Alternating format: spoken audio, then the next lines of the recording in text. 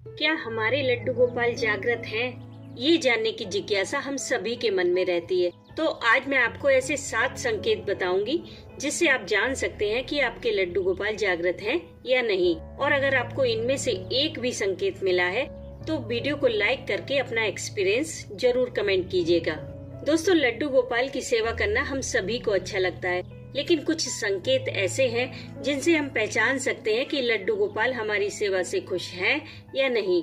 और ये संकेत समय समय पर हम सभी को मिलते हैं, पर हम उन पर कभी ध्यान नहीं देते।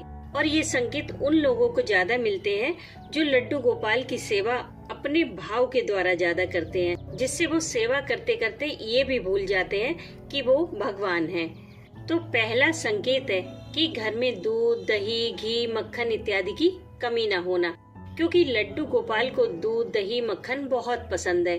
तो जब भी वो अपनी सेवा किसी को देते हैं तो सबसे पहले वो इन्हीं चीजों की व्यवस्था करते हैं ताकि उनकी सेवा किसी को बोझ ना लगे, क्योंकि उनकी मर्जी के बिना उनकी सेवा कोई नहीं कर सकता।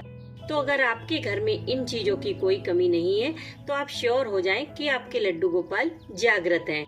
दूसरा संकेत है उनके कपड़े।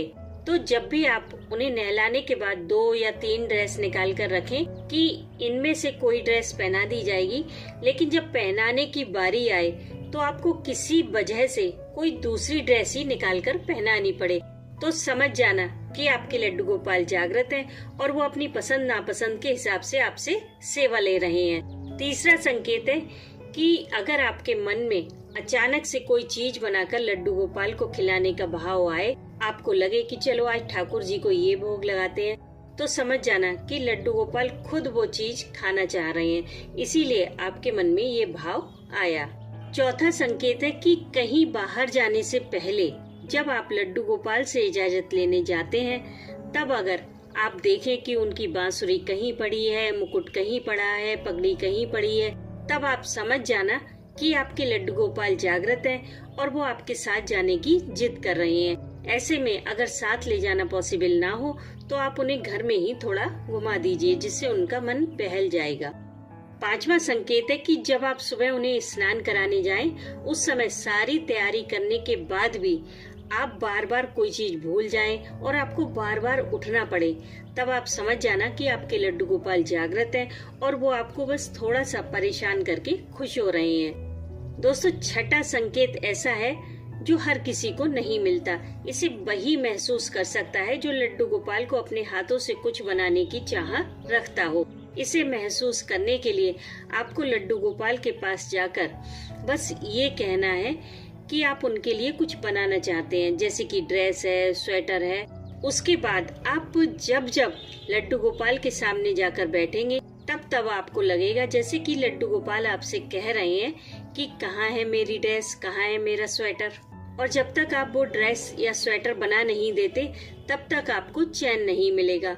आप बार बार ठाकुर जी के सामने जाकर बैठेंगे और वो आपको टोकते ही रहेंगे। अगर आपके साथ भी कभी ऐसा हुआ है तो समझ लीजिए कि आपके लड्डू गोपाल जागृत हैं। दोस्तों, 7वां संकेत ऐसा है जिससे आप 100% श्योर हो जाएंगे कि आपके लड्डू गोपाल आपके घर में विराजित हो चुके हैं। ये संकेत थोड़ा सा अलग है, जैसे कि आपकी कोई चीज घर में ही कहीं खो जाए या फिर आप खुद ही उसे कहीं रखकर भूल जाएं, और जब आप उसे ढूंढते ढूंढते ढूंढते ढूंढते परेशान हो जाएं, सारे प्रयास करके हार जाएं, तब आप लड्डू गोपाल के पास जाकर जब उनसे अपनी परेशानी कहेंगे, तब उसके बाद आपको वो चीज ऐसे रखी मिल जाएगी जैसे कि उसे किसी ने वहाँ लाकर रख दिया है, और आप सोच में पड़ जाएंगे कि अभी तो मैंने यहाँ ढूंढा था, तब तो ये चीज यहाँ नहीं थी। लेकिन ये आपको तभी फील होगा जब आप अपनी तरफ से सारे प्रयास करके हार जाएंगे, क्योंकि भगवान श्री कृष्ण की सेवा में कर्म की प्रधानता है।